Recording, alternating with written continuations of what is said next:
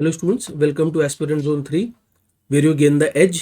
आज हम 12-13 कुछ अच्छे फ्रेजेस सीखेंगे। एग्जाम में आने की पॉसिबिलिटी है, नॉर्मल यूसेज में बहुत चलते हैं, तो आपको ये नॉलेज होनी चाहिए। Let's begin. दो अच्छे फ्रेज प्रिपेयर कर रहे हैं। पहले सेंटेंसेस देखते हैं। तो पहला सेंटेंस कहता है I have deposited the fees. The focus is on I have deposited, मैंने फीस जमा करा दी है। But I am in two minds about joining, but I am having second thoughts. दोनों को पढ़ के अब लगता है कि भाई मैं फीस जमा करा दी, लेकिन अब मैं कन्फ्यूज हूँ।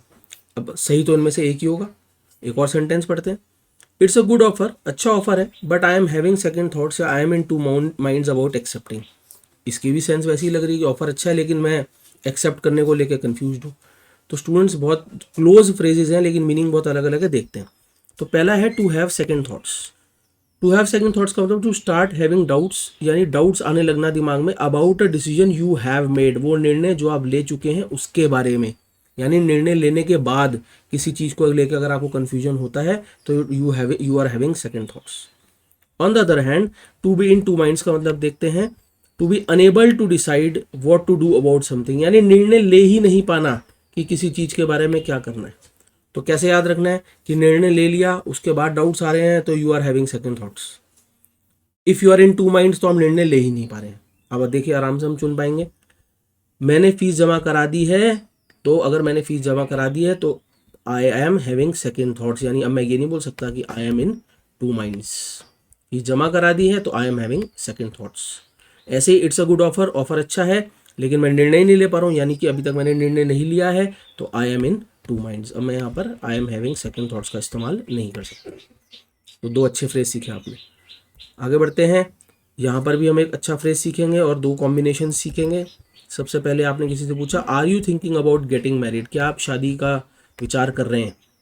सामने वाला कहता है नहीं नहीं, ये तो आखिरी चीज़ है जिसके बारे में मैं सोच रहा हूँ। तो this is the last thing, या लीस्ट थिंग, या latest thing on my mind. इसके लिए हमें फ्रेज आना चाहिए be the last thing on somebody's mind.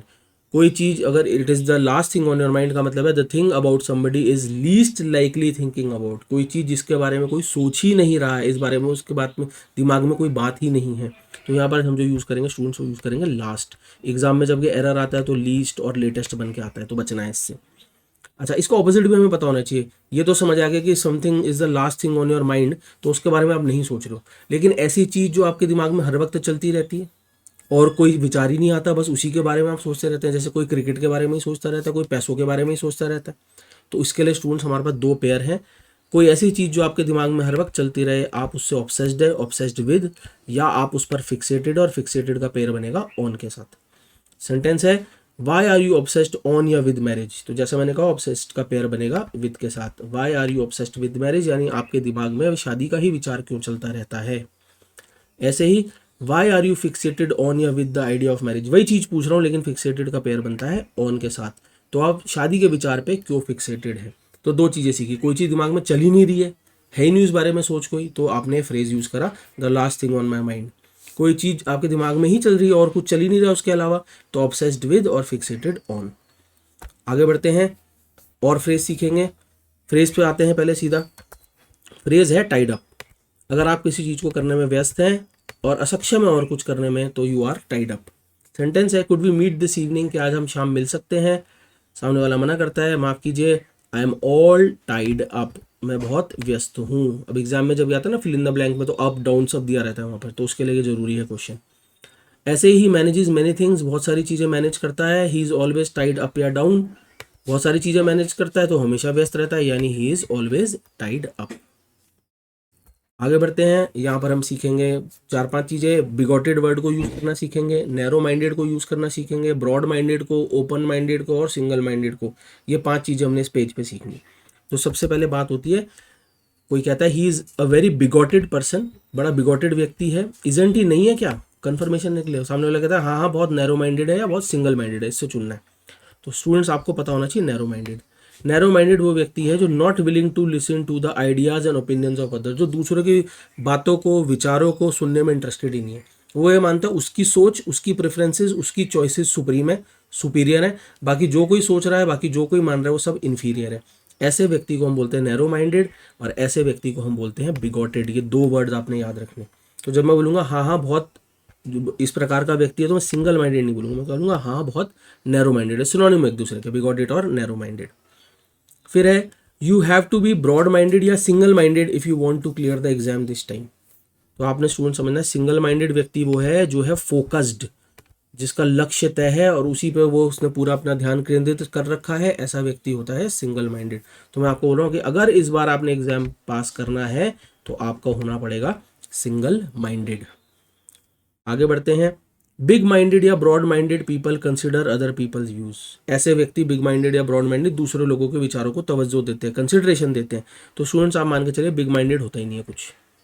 Narrow minded का ऑपोजिट होता है ब्रॉड माइंडेड या ओपन माइंडेड, दो चीज होती है। नैरो माइंडेड का ऑपोजिट होता है ब्रॉड माइंडेड या ओपन माइंडेड, लेकिन एग्जाम में जो एरर आता है वो बिग माइंडेड पे आता है, तो ये याद रखना है आपने। तो हमने इस पेज पे क्या क्या सीखा, bigoted, narrow minded, broad minded, open minded और सिंगल माइंडेड, ये हमने फ्रेजेस इसमें सीखे। आगे बढ़ते हैं। यहाँ पर हम दो फ्रेज सीखेंगे। अब branded pair of shoes is never ending या हार्ड वेयरिंग। कुछ मैं ऐसा बोलना चाह रहा हूँ कि अगर शूज अच्छी ब्रांड के हैं तो वो सालों साल चलते हैं, लगातार चलते हैं। तो आप अपने स्टूडेंट्स के दो फ्रेज सीखने। पहला है हार्ड वेयरिंग। याद रखना है कि चीज़ों के लिए इस्तेमाल करा जाता है जो चीज़ें जो सालों साल अच्छी कंडीशन में रहे, चलती रहे, बरकरार रहें, उनके लिए हम फ्रेज यूज़ करते हैं हार्ड वेयरिंग। पॉजिटिव चीज़ों के लिए और थिंग्स के लिए यूज़ करा जाता है। फिर आता है नेवर एंडिंग। नेवर एंडिंग भी कोई ऐसी चीज़ है जो चलती जाए, कभी ख़त्म ना हो, लेकिन ये अनप्लेजेंट सिनेरियो में यूज़ करते हैं हम। अनप्लेजेंट सिनेरियो का मतलब है कष्ट हो गए, प्रॉब्लम्स हो गई, दिक्कतें हो गई, तकलीफें हो गई, चलती ही जा रही है, ख़त्म ही नहीं हो रही है, तो वहाँ पर हम इस्तेमाल करते हैं नेवर एंडिंग का, अप्लाई करते हैं। तो पहला सेंटेंस कहता है a branded pair of shoes is never ending या हार्ड वेयरिंग। शूज चीज़ें नेवर एंडिंग नहीं होती, चीज़ें हार्ड वेयरिंग होती। ऐसे Woodland is known for is hard wearing या नेवर एंडिंग प्रोडक्ट्स। वुडलैंड अपने प्रोडक्ट्स के लिए जाना जाता है, जैकेट्स, शूज़ जो चलते जाते हैं सालों साल। जैसे मैंने कहा कि चीज़ें नेवर एंडिंग नहीं होती, चीज़ें हार्ड वेयरिंग होती हैं। ऐसे ही this book is about his hard wearing या नेवर एंडिंग मिजरी। ये किताब उसके कभी ना ख़त्म होने वाले कष्टों की कहानी है। तो चीज़ों की बात नहीं हो रही, उसका कष्ट जीवन में जो हो ही नहीं रहे, ख़त्म चलते जा रहे हैं। तो यहाँ पर स्टूडेंट्स मैं इस्तेमाल करूँगा नेवर एंडिंग। ठीक है, तो हार्ड वेयरिंग सीखा और नेवर एंडिंग सीखा। आगे बढ़ते हैं। एक फ्रेज है जो है वर्न आउट। वर्न आउट को दो तरीके से सीखेंगे। कोई चीज़ वर्न आउट है तो वो नो लॉन्गर यूजफुल है, अब काम की नहीं है, क्योंकि उसको बहुत इस्तेमाल कर लिया गया है, घिस चुकी है बिल्कुल। जब चीज़ों के लिए इस्तेमाल करें तो वर्न आउट चीज़ वो है जो ओवर यूज हो चुकी है और अब घिस पिट चुकी है। पर्सन के लिए जब वर्न आउट यूज करा जाता है तो पर्सन जब वर्न आउट है तो वो एग्जॉस्टेड है, थका हुआ है, टायर्ड है। अप्लाई करते हैं। I want to buy a new pair of shoes. मैं नए जूते खरीदना चाहता हूँ। These are all worn out. Worn out कुछ नहीं होता, ये सारे अब घिस चुके हैं। ऐसे ही I want to dispose of my worn up या वर्न आउट क्लोथ्स। मैं पिंड छुड़ाना चाहता हूँ, पीछा छुड़ाना चाहता हूँ, त्यागना चाहता हूँ अपने पुराने घिसे पिटे कपड़े, तो worn out clothes. Students dispose of का भी पेयर समझेंगे। डिस्पोज ऑफ का मीनिंग लिखेंगे आप गेट रिड ऑफ। किसी चीज़ से पीछा छुड़वाना, त्याग देना, get rid, RID, rid of.